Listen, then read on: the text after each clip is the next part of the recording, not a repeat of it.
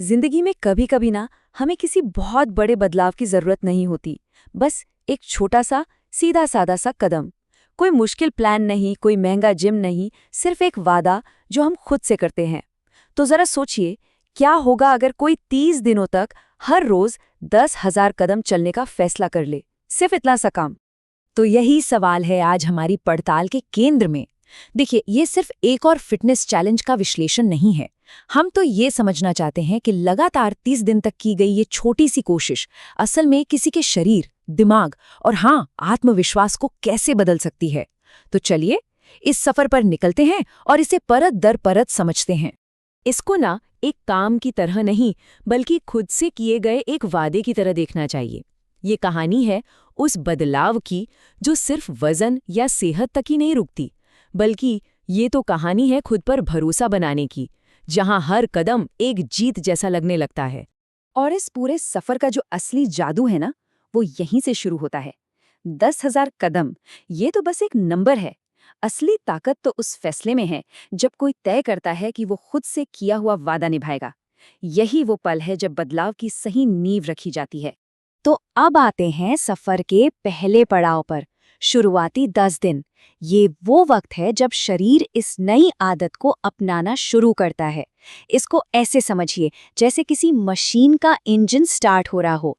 शुरू में थोड़ी मेहनत तो लगती है, लेकिन फिर धीरे धीरे एक रफ्तार बनने लगती है। अगर इस टाइमलाइन पर नजर डालें तो पहले दिन शरीर एक तरह से जागता है, उसे एक नया सिग्नल मिलता है। तीसरे दिन तक वो इस नई लय को पकड़ना सीखता है और चौथे दिन से एक मोमेंटम, एक गति बननी शुरू हो जाती है, जो 10वें दिन तक सहन शक्ति यानी कि स्टैमिना में बदलने लगती है। अच्छा, तो पहले 3 दिनों में क्या महसूस हो सकता है? देखिए, मांसपेशियों में हल्का फुल्का खिंचाव या दर्द होना ये बहुत आम बात है। चलते समय सांस भी थोड़ी तेज हो सकती है। ये सब इस बात के संकेत हैं कि शरीर इस नई मेहनत पर, कह सकते हैं, रिएक्ट कर रहा है। तो घबराने की बिल्कुल जरूरत नहीं है। और पर्दे के पीछे असल में क्या हो रहा है? शरीर हार नहीं मान रहा है, वो सीख रहा है। खून का बहाव बढ़ जाता है ताकि मांसपेशियों तक ज्यादा ऑक्सीजन और पोषक तत्व पहुंच सकें, और जोड़ों को भी प्रैक्टिस मिलती है, वो और मजबूत बनते हैं। अब आता है वो दौर जब मेहनत का असर दिखने लगता है। चौथे से 10वें दिन के बीच शरीर में एक हल्कापन सा महसूस होने लगता है। रोजमर्रा के काम जैसे सीढ़ियां चढ़ना ज्यादा आसान लगने लगते हैं, और अब चलना कोई बोझ नहीं लगता, बल्कि ऐसा लगता है कि हाँ, कुछ प्रोग्रेस हो रहा है। और इसके पीछे का विज्ञान भी बड़ा दिलचस्प है। शरीर का जो कार्डियोवास्कुलर सिस्टम है ना, वो ज्यादा कुशल हो जाता है।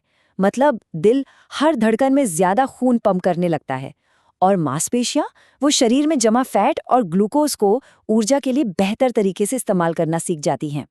अब हम आते हैं दूसरे और शायद सबसे गहरे चरण में। यहाँ पर बदलाव सिर्फ शारीरिक नहीं रहता, बल्कि ये मन के स्तर पर उतर आता है। चलना अब सिर्फ एक काम नहीं, बल्कि धीरे धीरे पहचान का एक हिस्सा बनने लगता है। और इस स्लाइड पर लिखी बात सही मायनों में इस पूरे सफर का सार है। सोच में एक जबरदस्त बदलाव आता है। मुझे चलना है कि मजबूरी से निकलकर मैं वो इंसान हूं जो चलता है का आत्मविश्वास पैदा होता है। आदत पहचान बन जाती है। 11वें से 20वें दिन के बीच अनुशासन एक आदत बन जाता है। अब सुबह या शाम टहलने के लिए खुद से लड़ाई नहीं करनी पड़ती, वो तो बस रूटीन का हिस्सा हो जाता है। और जब कोई लगातार खुद से किया वादा निभाता है तो आत्मविश्वास अपने आप बढ़ने लगता है। 21वें दिन के बाद तो मानसिक फायदे और भी साफ दिखने लगते हैं। दिमाग में जो बेवजह की उथल-पुथल चलती रहती है ना, वो कम हो जाती है। धैर्य बढ़ता है और तनाव को कंट्रोल करना आसान हो जाता है। हर वॉक के बाद मूड में एक ताजगी और खुशी का एहसास होता है। इसके पीछे भी एक मजबूत न्यूरोकेमिकल कारण है। चलने जैसी एक्टिविटी से शरीर में कॉर्टिसोल, जो कि स्ट्रेस हार्मोन है, उसका लेवल कम होता है, और साथ ही ये एंडोर्फिन और सेरोटोनिन जैसे फील गुड केमिकल्स को बढ़ावा देता है, जो मानसिक शांति और खुशी के लिए जिम्मेदार होते हैं। और फिर आता है 30वां दिन। ये सिर्फ एक महीने के खत्म होने का दिन नहीं है। ये दिन इस बात का सबूत है कि छोटे छोटे लेकिन लगातार किए गए प्रयास कितने बड़े नतीजे दे सकते हैं। और यही इस चुनौती का सबसे बड़ा इनाम है।